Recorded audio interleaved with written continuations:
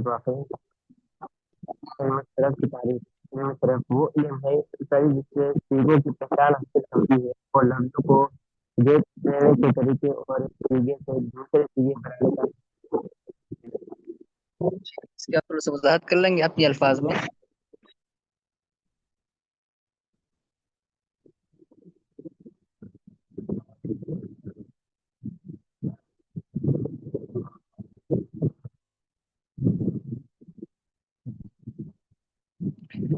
آپ کا سبق کہاں تک ہوا ہے؟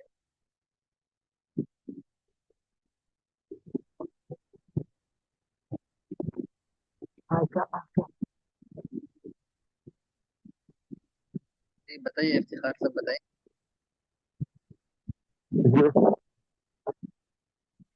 آپ کا سبق کہاں تک ہوا ہے؟ مستقبل آنے والا تک. اور بہتر یہ ہے کہ تکبیر سے پہلے توجہ زمانے سے اگلی والی لائن. یہ پہلے صفحے میں یا دوسرے پیج میں؟ جی تاکہ نیت دوسرے پیج میں. تکبیر سے متصل ہو جائے، یہی صحیح. دوسرے پیج میں. جی اس میں زمانے کے نیچے والی لائن.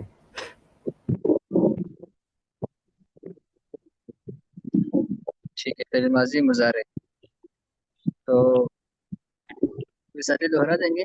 ابھی اہم بات میں آپ سے عرض کر لیتا ہوں صرف اور نحو کے حوالے سے.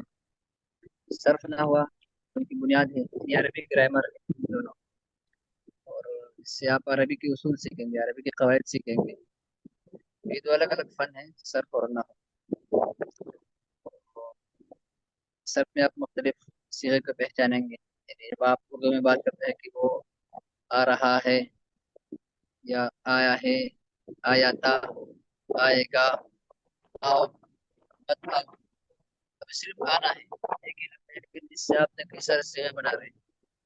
تو یہ کئی سارے صیغے آپ کیسے بنائیں گے، اس کی کیا اصول ہے، کیا قواعد اور ضوابط ہے، یہ آپ اس علم صرف کے ذریعے سے پہچانیں گے.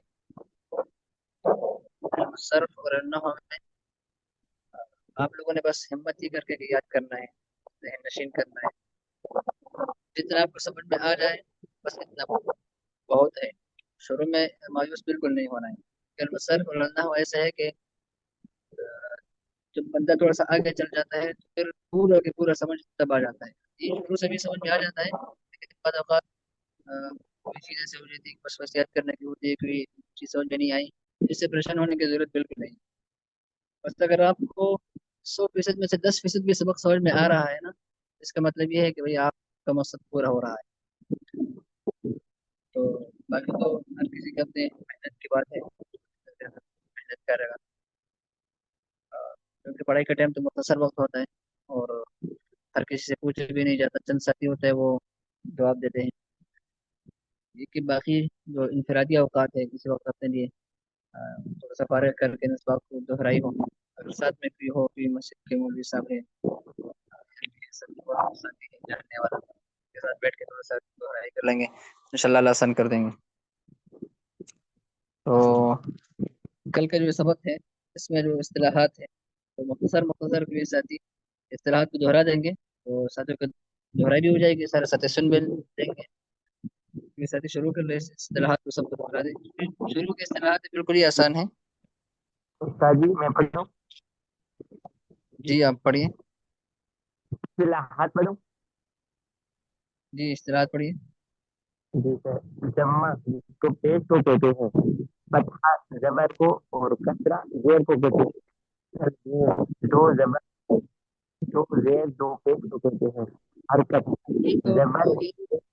اب یہ جو اصطلاحات ہے نا آپ کو ویسے سمجھ میں آئے گا نا. ابھی تو عام اصطلاحات ہے، یعنی ابتدائی طور پر قاعدہ وغیرہ میں بھی استعمال ہوتے ہیں. حرکت زبر زیر پیش کا نام ہے. سکون اور جزم حرکت نہ ہونے کو کہتے ہیں. تجدید یہ جو حرکت یعنی زبر زیر پیش کی نام، یعنی زبر کو بھی زیر کو بھی اور پیش ہو کوئی بھی ہو جس کو آپ حرکت کہہ سکتے ہیں. یعنی آپ یہ کہتے ہیں کہ جیسے مثلا سعید ہے، اب سعید سین کے اوپر یہ کیا ہے، اس کو کیا کہیں گے ہم؟ جزم. بھی کہیں گے فتحہ بھی. سعید ہے نا، سعید نام ہے، سین کے اوپر حرکت ہے، اس کو ہم ضمہ کہیں گے یا فتح کہیں گے یا کسرہ کہیں فتحہ گے؟ فتح کہیں گے. اور عین، عین کے نیچے جو حرکت ہے اس کو ہم کیا کہیں گے؟ کسرہ. کسرہ. اور اس کو حرکت بھی کہیں گے. حرکت زبر زیر پیش تینوں کو کہیں گے، یعنی ہاں جی ٹھیک ہے. اور سکون اور جزم حرکت نہ ہونے کو، جیسے سعید کے لفظ میں جو تیسرا حرف ہے اس میں یا ہے، تو یا یہ ساکن ہے. یا کیا ہے؟ ساکن. یا ساکن ہے. اور اس پر جو حرکت ہے جزم ہے. اس کو کیا کہتے ہیں؟ سکون اور جزم. سکون ہو جائے. ٹھیک ہے. آگے بڑھیں. آگے تشدید، ایک حرف کو دو بار ایک سکون حرکت کے ساتھ پڑھنا، جیسے از ہو گیا. مفہوم وہ حرف ہے جس پر پیش ہو. مفتوح وہ حرف تشدید ہے ہے نا، جس پر. تشدید. جی جی تشدید، ہاں اس کی آپ وضاحت کر لیں گے تھوڑی سی؟ جی سر. جس کے اوپر تشدید ہو، کسی کے اوپر تشدید جگہ کوئی لفظ پڑھے.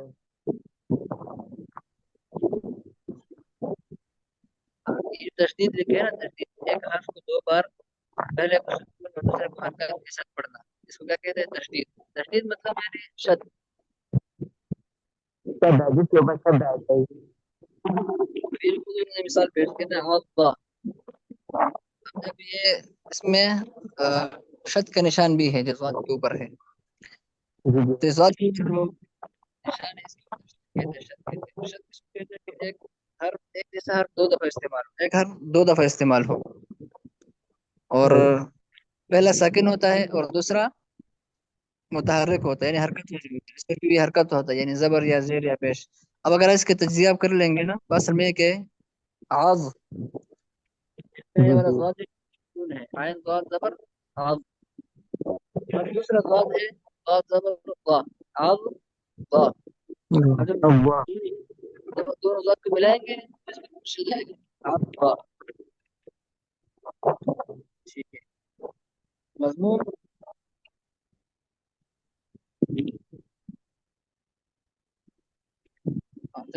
اور ساتھ آگے دوہرا دیں. جی میں دوہرا دیتا ہوں. مضموم وہ حرف جس پر پیش ہو. مفتوح وہ حرف ہے جس پر زبر ہو. مکسور زیر والے حرف کو کہتے ہیں. متحرک حرکت والا حرف. ٹھیک ہے. اب میں بھی آپ کو ایک مثال پیش کر دیتا ہوں، اس میں آپ تھوڑا سا بتائیے گا. یہ جو کلمہ ہے جو لفظ ہے نا مضمون لکھا ہوا ہے، تو میم پر جو حرکت ہے اس حرکت کو کیا کہیں گے؟ اس کو فتح. فتح کہیں گے. اور ذات پر جو اعراب ہے اس کو ہم کیا کہیں گے؟ جی ذات پر جو اوپر کچھ ہے اس کو ہم کیا کہیں گے؟ یہ مضموم والے پر جی جی جی زواد ساکن جزم کے لگی. تشدید. ذات تو ساکن ہے نا، لیکن ذات پر جو اوپر ہے اس کو ہم کیا کہیں گے؟ جزم. ہاں اس کو ہم سکون کہیں گے اور جزم کہیں گے. خود ذات کو کیا کہیں گے؟ خود ذات کو ہم ساکن کہیں گے. کیا کہیں گے؟ ساکن. ہاں ساکن. یہ اگلے پیش میں شروع میں لکھا ہوا ہے نا، ساکن وہ حرف جس پر حرکت نہ ہو. یہ حرکت نہ ہونے کو سکون یا جزم کہتے ہیں، لیکن وہ حرف جس پر حرکت نہ ہو اس حرف کو کیا کہیں گے؟ پھر اس حرف کو ہم ساکن کہیں گے. دادا محترم آپ کی آواز کٹ رہی ہے.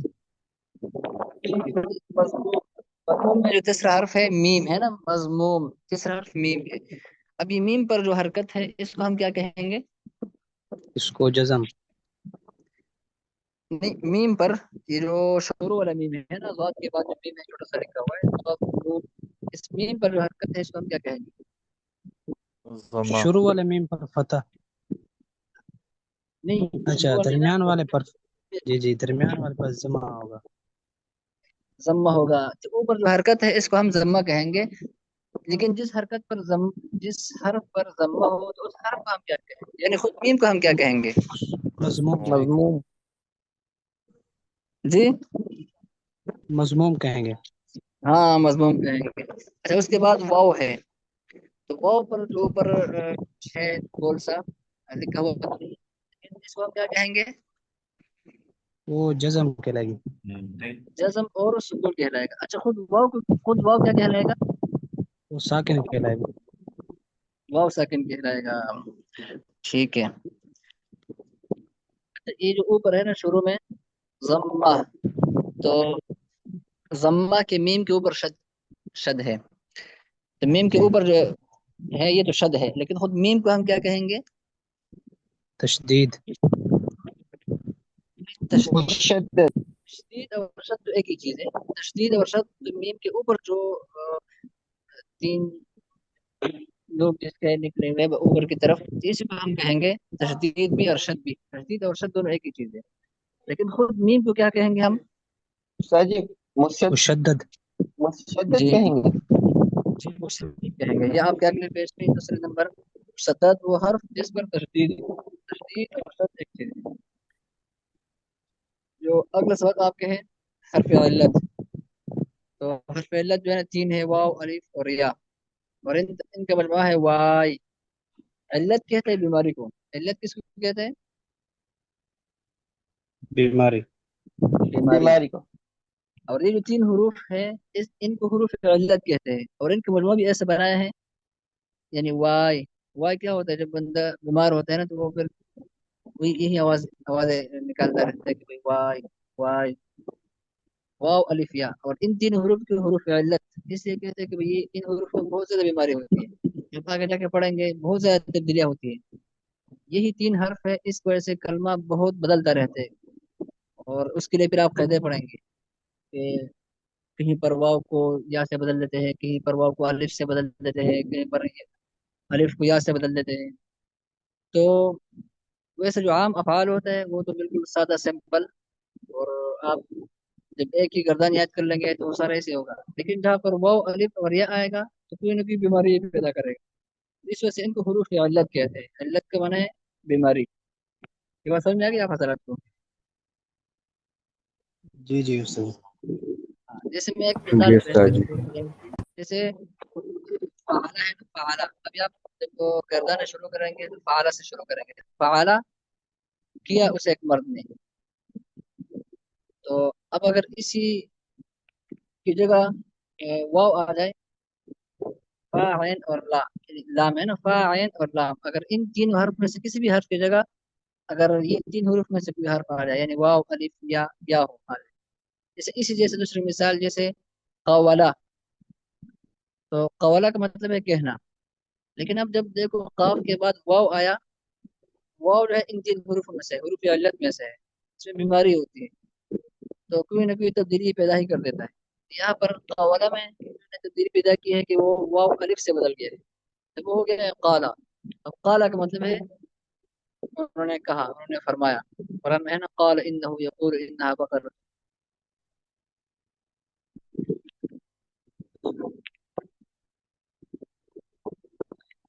अच्छा आगे है सिगा। तो दोहराइए कोई सा थी।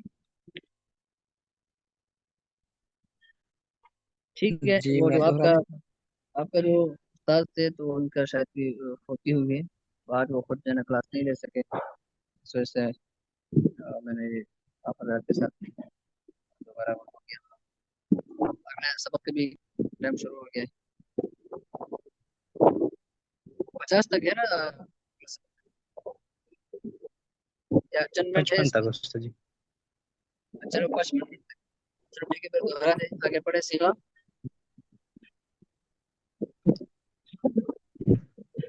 सीगा लफ्ज को, इसम नाम को, फेल काम को कहते हैं। हाँ सीगा किसको कहते हैं? लफ्ज, कोई भी लफ्ज हो जी। उसको सीगा कहते हैं। इसम नाम को जमाना यूजली वक्त का नाम। कहते हैं। अच्छा कोई इसम नाम को कहते हैं, इसकी आप कोई मिसाल पेश करें। जैसे मोहम्मद। सईदुन जैदुन। हाँ जैसे सईद जैद, और जैसे आपका नाम है मोहम्मद उमर, ये इसम है। ठीक है, और इसम में कोई जमाना नहीं होता। इसम में कोई ज़माना नहीं होता। कोई कोई जमाना नहीं। जमाना नहीं होता। और दूसरा है फेल। तो फेल काम को कहते हैं, जिसमें किसी काम का होना या किसी काम का न होना आपको समझ में आ जाए। और इसमें कोई ज़माना भी होता है, यानी काम होता है तो काम किसी न किसी के ज़माने में होता है ना। यानी जैसे आप कहेंगे कि भाई मैंने खाना खाया है, या मैं खाना खा रहा हूँ, या मैं खाना खाऊंगा। ये सारे फेल है। खाना खाना तो मजदर है, अब ये फेल नहीं है। खाना खाना ये मजदर है, लेकिन ये खाना, मैंने खाना खाया है, मैं खाना खा रहा हूँ, मैंने खाना खाया था, या मैं खाना खाऊंगा। अब देखो इसमें जमाना है, माजी है, मुजारे है, और मुस्तकबिल, कोई ना कोई जमाना है। तो फेल में कोई ना कोई जमाना होता है। फेल काम को कहते हैं और वो काम किसी न किसी जमाने में होता है। ठीक है। अब जमाना कौन सा होगा? अब जमाने तीन होते हैं। आगे आगे पढ़िएगा। जमाना वक्त का नाम है और वक्त तीन है। माजी गुजरा जी हुआ, हाल मौजूद, मुस्तकबिल आने वाला। ठीक है। आप उर्दू में कोई मिसाल पेश करें तीनों जमानों की थोड़ी सी वजाहत के साथ। जी, गुजरा हुआ जैसे उसने मारा था, जी। हाल उसने मारा, मुस्तकबिल वो उसने मारेगा। मारा अभी तो माजी है, उसने मारा भी माजी है, ये गुजरा हुआ है। हाल क्या होगा? वो मार रहा है। अभी वो अभी यानी मार इस रहा है। वक्त जो film मिला ना, वो हाल होगा। जी। आगे। मुस्तकबिल वो मारेगा। अच्छा। अब देखो ना आप, जमाने तो तीन है, माजी, हाल और मुस्तकबिल। उर्दू में इन तीनों के लिए अलग अलग जुमला इस्तेमाल होगा कि भाई उसने मारा, वो मार रहा है, वो मारेगा। लेकिन अरबी में माजी के लिए तो अलग एक गर्दान यानी अलग फेल इस्तेमाल होगा। लेकिन हाल और मुस्तकबिल दोनों के लिए अलग अलग नहीं, बल्कि हाल यानी मौजूदा जमाना और आइंदा आने वाला जमाना, दोनों के लिए एक किस्म का फेल इस्तेमाल होता है, एक ही फेल इस्तेमाल होता है। वो फिर आप जहाँ पर इस्तेमाल से आप ये पहचान सकेंगे कि यहाँ पर इसका मुराद मौजूदा जमाना है, मौजूदा जमाना है, या आने वाला जमाना है। उसके कुछ करीने होते हैं, उससे आप पहचानेंगे। लेकिन हाल और मुस्तकबिल यानी मौजूदा और आने वाला दोनों जमानों के लिए एक ही किस्म का फेल इस्तेमाल होता है। माजी के लिए अलग फेल इस्तेमाल होता है, और हाल और मुस्तकबिल दोनों के लिए एक फेल इस्तेमाल होता है। तो गोया कि उर्दू में तो माजी के लिए अलग, हाल के लिए अलग, मुस्तकबिल के लिए अलग। लेकिन अरबी में ऐसा नहीं है। अरबी में माजी के लिए अलग और हाल और मुस्तकबिल के लिए दोनों के लिए एक ही फेल इस्तेमाल होता है। ठीक है। आगे माजी। फेल माजी उस फेल को कहते हैं जो गुजरा हुआ जमाना बताए। जैसे ज़ाराबा उस एक मर्द ने मारा, गुजरे हुए जमाने में। माजी का आखिर हमेशा मफ्तूह होता है। हाँ, अभी आप जब गर्दन शुरू करेंगे ना, ये चंद इस्तिलाहात पढ़ने के बाद, तो आप ज़रबा पढ़ेंगे, फ़ाला पढ़ेंगे। तो फ़ाला लाम के आखिर मफ्तू है या नहीं? ज़रबा के आखिर बा है, तो बा पर हरकत है, और हरकत कौन सा है? फतहा है, और बा मफ्तू है। तो माजी का आखिर हमेशा मफ्तू होता है, और माजी में गुजरा हुआ माना होता है। ज़रबा मारा उसे एक मर्द ने। ठीक है। फिर मुजारे। फेल मुजारे उस फेल को कहते हैं जो जमाना मौजूदा या आइंदा बताए। जैसे यजरिबो मारता है या मारेगा, वो एक मर्द। जमाना मौजूदा या आइंदा में मुजारे का आखिर मजमूम होता है। हाँ, तो ये फिर मुजारे हैं। अब देखो, जो मैंने बताया कि फिर मुजारे ये हाल और मुस्तकबिल दोनों के लिए इस्तेमाल होता है। तो जैसे उसने मिसाल पेश किया कि यजरिबो, तो हमने तर्जुमा किया क्या है? मारेगा। उस्ताद जी उर्फ इल्लत बता दें, उर्फ इल्लत क्या है ये? हर्फ इल्लत मैंने बताया ना कि वाव, अलिफ और या, इन तीनों को हरूफ इल्लत कहते हैं। और मैंने आपको बताया कि इल्लत कहते हैं बीमारी को। ठीक है, ये जो तीन हरूफ है ना, वाव, अलिफ और या, ये जब कलिमे में आ जाता है ना, तो कोई ना कोई बीमारी पैदा कर देता है, यानी लफ्ज में कोई ना कोई तब्दीली कर ही देता है। लफ्ज को अपने हाल पर रहने नहीं देता। और उसके लिए फिर जो है ना, हम उसूल कायदे पढ़ेंगे। अगर भाई अगर वाव पर ये हरकत आ जाए तो फिर उसमें ये तब्दीली होगी, अलिफ में अगर ऐसा आ जाए तो उसमें ये तब्दीली होगी। कभी अलिफ वाव से बदल, या से बदलता है, कभी वो जो वाव या होता है वो अलिफ से बदल देता है। ये तीन हरूफ है, अलिफ, वाव और या, इनको हरूफ इल्लत कहते हैं। वाव, अलिफ, या, इन तीन हरूफ को हरूफ इल्लत कहते हैं। क्योंकि इस कलमे में तब्दीली करते रहते हैं ना, कोई ना कोई बीमारी पैदा कर देते हैं, और इल्लत का माना है बीमारी। समझ में आ गई? جی استاد جی جزاک اللہ، بہت شکریہ استاد جی، جزاک اللہ۔ ٹھیک ہے دوسرے جگہ کر لو۔ ٹھیک ہے، یہ فعل مضارع کہ میں عرض کر رہا تھا کہ فعل مضارع ٹھیک ہے، بس نماز کے بھی ٹائم وہ ہوگا، بس 9 بجے شاید نماز انشاءاللہ بخیر، پھر انداز بات میں